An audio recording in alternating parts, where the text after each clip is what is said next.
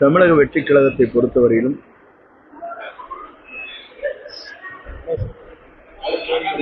ஒரு புதிய வரலாற்றை படைக்கிற இயக்கமாகத்தான் எதிர்காலத்தில் அமையப் போகிறது. குறிப்பாக ஒவ்வொரு கட்சியை சார்ந்தும் ஒவ்வொரு கருத்துக்களை வெளிப்படுத்துகிறார்கள். இப்போது மக்களுடைய நிலை என்ன இருக்கிறது என்பதை களத்திலே தான் காண வேண்டும். நேற்று தினம் 2 நிகழ்ச்சியை நான் கலந்து கொண்டேன். ஆர்ப்பரித்து வருகிற மக்கள் அலை, வரவேற்பு கொடுக்கின்ற இளைஞர் இளம்பெண்களுடைய நிலை, இதை காணுகிற போது முதலிடம் 2வது இடம் என்பது அல்ல, உலகத்திலே செல்வாக்கு மிக்க யார் என்பதை ஆய்வு ஒன்று நடைபெற்றிருக்கிறது. அதிலே பார்க்கின்ற போது முதலிடத்தை பெறுபவர் தமிழக வெற்றி கழகத்தினுடைய தலைவர் வெற்றி தளபதி தான் என்பதை புள்ளிவிவரங்கள் சொல்லிக் கொண்டிருக்கிறது. 2வது இடம்தான் பாரத பிரதமர் என்பதும், 3வது இடம் என்பது நம்முடைய முன்னாள் முதலமைச்சர் ஆந்திரா அவர்களும், 4வது இடத்தை இன்றைய துணை முதலமைச்சர் தான் இடம்பெற்றிருக்கிறார் என்ற புள்ளிவிவரம் கொடுக்கப்பட்டிருக்கிறது. இதையெல்லாம் பார்த்ததற்கு பிறகு ஏன் தமிழக வெற்றி கழகத்தை எல்லோரும் கூர்ந்து கவனித்துக் கொண்டிருக்கிறார் சொன்னால், முதலிடத்திலே வந்து கொண்டிருக்கிறது, அடுத்த முதல்வர் அவர்தான் என்பதை காலம் பதில் சொல்ல இருக்கிறது. ஆகவேதான் எல்லோரும் இதற்கான கருத்துக்களை சொல்லிக் கொண்டிருக்கிறார்கள். ஒன்றே முடத்தை சொல்ல விரும்புகிறேன்.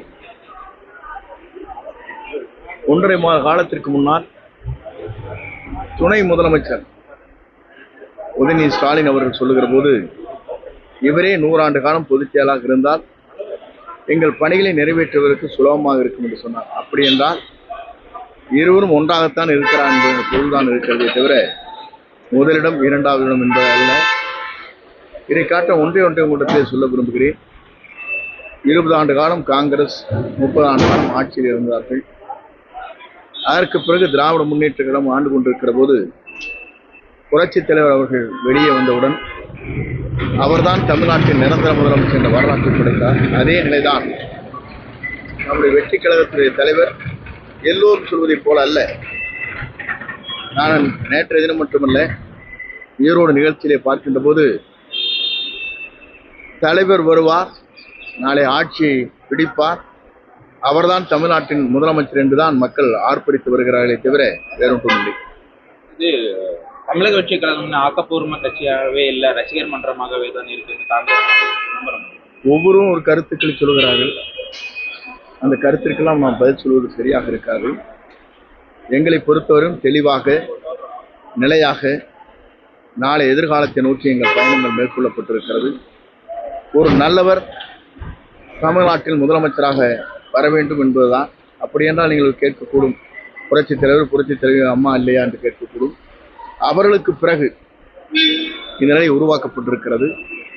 2 கட்சியும் வேண்டாம், புதிய ஒரு முகம் தேவை என்பதுதான் தமிழ்நாட்டுடைய இளைஞர்கள், இளம்பெண்கள், பெண்களும் சொல்லிக் கொண்டிருக்கிறார். குறிப்பாக உங்கள்கிட்ட கேட்டால் உங்கள் இல்லங்களிலே கூட தெரியும். உங்கள் குழந்தைய சொல்லிட்டு இருப்பாங்க, அப்பா இந்த முறை எங்களுக்கு கண்டிப்பாக விஜய்க்கு ஓட்டு போடணும்னு சொல்லியிருக்காங்க இல்லையா, உங்கள் வீட்டில் எல்லாம் சொல்கிறாங்க இல்லையா, ஒன்றும் பேச மாட்டேங்கிறீங்க, உண்மைதானே? அப்படி இருக்கிற போது மற்ற ஒரு கருத்திற்கு பதில் சொல்வது சரியாக இருக்காது. இப்போ இந்த ஜனநாயகன் படத்துக்கும் பராசக்திக்கும் ஒரு இது சொல்றதுக்காக இது தியேட்டர் கிடைக்கல அப்படிங்கிற மாதிரி. பொதுவாக ஒவ்வொரு திரைப்படத்தை வெளியிடுகிற போது வளர்ந்து வருகிற இயக்கத்திற்கு இது போன்ற தடைகள் வரத்தான் செய்யும். இப்போ அதிமுக வந்து வேற யாராவது முக்கிய புள்ளிகள் இந்த தமிழ் வெற்றி கழகத்தில் நான் தான் அன்றைக்கே சொல்லியிருக்கிறேன், பொங்கல் வரையிலும் பொறுத்துக் கொள்ளுங்கள், அதற்குள்ள எத்தனை பேர் வருகிறார் என்பதை நீங்கள் காணப்போகும். அதே போல ஓபிஎஸ் ஜிடிவி நீங்க சேருவாங்க அப்படின்னா பேச்சுவார்த்தை நடந்துட்டு இல்லை, அவர் சேருவார் என்பதல்ல, நம் கூட்டணி இடம்பெறுவார். இப்போ இந்த சிபிஐ என்கொயரி எந்த அளவுக்கு தேவைன்னா சென்று வந்தவர்கள் தான், ஒன்றும் அவரிடத்திலே நான் கேட்கவில்லை. அவர் வந்ததற்கு பிறகு நான் இங்கே கோவைக்கு வந்துவிட்டேன். ஆகவே என்ன நிலை என்பதை அவருக்கு அறிந்துதான் சொல்ல வேண்டும். இப்போ இந்த ஜனநாயகன் படம் பாடல் இசைவீட்டில் வந்து மலேசியாவில் பண்ணாங்க, அந்த பாதுகாப்பு நல்லா இருந்ததுங்க. தமிழ்நாட்டில் அடுத்த கட்ட பொதுவாகவே உலக வரலாற்றில் மலேசியா மண்ணில் இவருடைய கேசட் வெளியீட்டு விழா என்பது ஒரு வரலாறு படைக்கப்பட்டிருக்கிறது. குறிப்பாக பாரத பிரதமர் குடியரசுத் தலைவருக்கு மட்டும்தான் விமான நிலையத்திலிருந்து பாதுகாப்பு அளித்து சாலையிலே ரோட் ஷோ என்பார்களே, அது நடைபெற்றது முதல் முறையாக மலேசியா நடைபெற்றது. மலேசியா மண்ணில் 1,00,000 பேர் அங்கே இந்த நிகழ்ச்சிக்கு வந்தார்கள். மலேசியாவில் எப்போதுமே இட நெருக்கடி என்று சொல்ல இயலாது.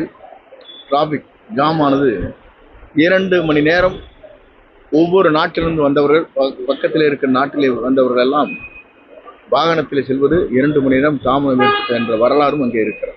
இதே போல அரசு இதில் வந்து பல்வேறு போராட்டங்கள் ஜாக்கிரதையாக பண்ணியிருந்தாங்க. நேற்று வந்து தலைமையில் அறிவித்து பார்க்குறீங்க. என்னை பொறுத்தவரையிலும் முழுமையாக அதை தெரிந்ததற்கு பிறகு பத்திரிகை வருகிற செய்தியை வைத்துவிட்டு சொல்ல முடியாது. ஏனென்று சொன்னால் போடப்பட்டிருக்கிற ஜியோ எப்படி இருக்கிறது என்பதை தெளிவாக தெரிந்துவிட்டு என்ன நிலை இருக்கிறது என்பதை ஆய்ந்துதான் சொல்ல இயலும்.